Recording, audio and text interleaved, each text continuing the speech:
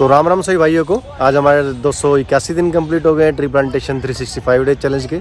और दोस्तों आज ही मैं एक न्यूज़ देख रहा था कि जो हमारे दिल्ली का टेम्परेचर है वो मार्च में ही लगभग 40 तक चला जाएगा। आप सोचें 40 डिग्री सेल्सियस अभी मार्च में ही ये 40 तक होगा, तो आप अंदाज़ा लगाइए कि आने वाले जो अप्रैल मई जून जुलाई अगस्त होंगे उसमें टेम्परेचर ये कहाँ तक जाएगा।